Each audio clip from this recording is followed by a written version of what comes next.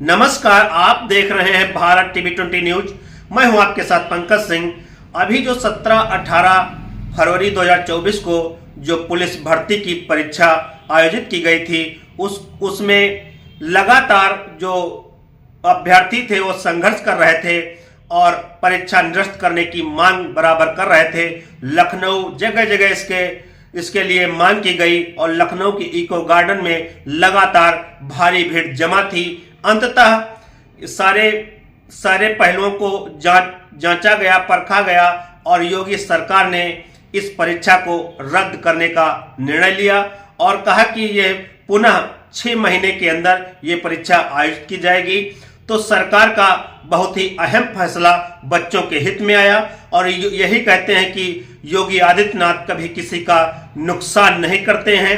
अगर उनके कोई संज्ञान में आती चीज है तो उस पर उचित निर्णय लेते हैं, क्योंकि कोई भी मामला हो उस पर इतनी जल्दबाजी में निर्णय लेना उचित नहीं होता है। क्योंकि कुछ लोग ऐसे भी होते हैं जो सरकार पर ब्लेम लगाने का प्रयास करते हैं। अलग अलग कई गुटों में लोग कैसे ये सरकार पर आरोप लगे, इसलिए उसकी जांच की जाती है, कई टीमें गठित की जाती हैं। उसके बाद जब सच्चाई सामने आती है तब ये पुनः परीक्षा रद्द की जाती है और सरकार की इसमें कोई गलती नहीं होती है, क्योंकि ये कहीं ना कहीं या तो जहां प्रिंटिंग प्रेस के लिए ये गए हुए हैं छपने के लिए पेपर, वहां से या आयोग में ही इनके कुछ अधिकारियों के द्वारा ये परीक्षा निरस्त करने की कोशिश की गई है। ये हम नहीं कहते, ये बच्चों द्वारा बार बार ऐसा प्रश्न उठाया जा रहा है। और अब ये जो बच्चे मांग कर रहे हैं कि जो परीक्षा हो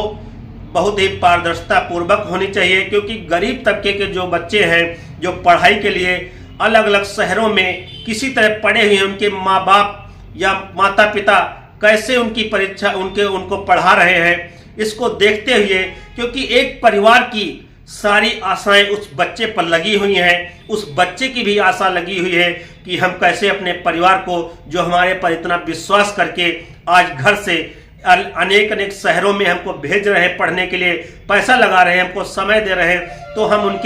उनके किए गए वादों पर कैसे खरे उतरे। इसलिए बच्चे भी इसलिए चिंतित थे कि हमको एक मौका मिला है, आज 5 सालों के बाद ये मौका मिला है और इसको हम अगर गंवा देंगे तो कहीं ना कहीं पता नहीं फिर कितने दिनों के बाद ये भर्ती आएगी और ये भीड़ इसमें बढ़ती जाती है, क्योंकि भर्ती प्रक्रिया जब ज्यादा गैप हो जाता है तो भीड़ बढ़ जाती है। भीड़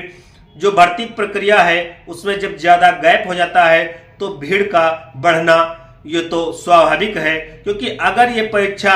हर एक वर्ष आयोजित की जाए तो हो सकता है भारी भीड़ इसमें न इकट्ठा हो सके, क्योंकि चयन प्रक्रिया में देरी होने के कारण इसमें आज 50 लाख से भी अधिक लोग इस परीक्षा में बैठे। इसकी क्वालिफिकेशन भी कम होने के कारण, क्योंकि इंटर पास हो और इस परीक्षा के लिए वो एलिजिबल होता है, क्योंकि इसमें कोई अलग डिप्लोमा भी नहीं मांगा जाता है। और खास बात है इतनी ये हुए हैं जो पीएचडी होल्डर हैं, जो भी इस पर स्नातक है, सारे बच्चे इसमें भाग ले रहे हैं। केवल क्या है तो वो अपना मौका गंवाना नहीं चाहते थे, लेकिन सरकार का जो फैसला आया है वो सराहनीय है। उन्होंने अंततः जो निर्णय लिया है वो बहुत ही सराहनीय योग्य है और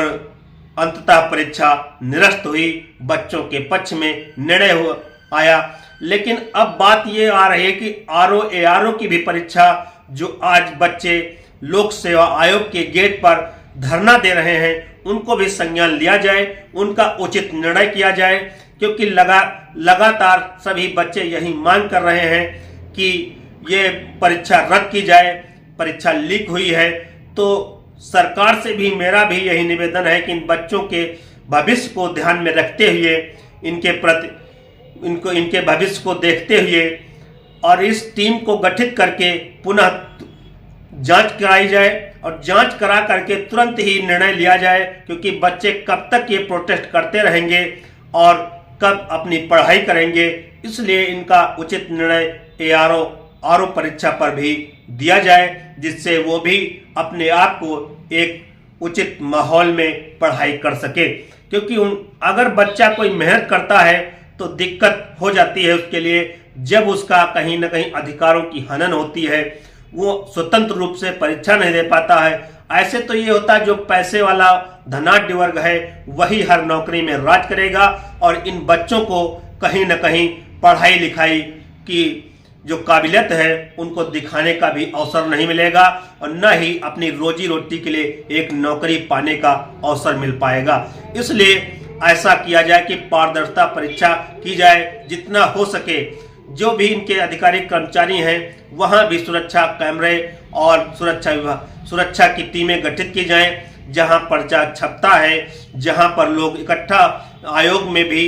हर जगह एक उचित निगरानी में इसका सारा कार्य किया जाए, जिससे बच्चों के अधिकारों का हनन भी न हो सके और परीक्षा एक पारदर्शिता पूर्वक कराई जा सके।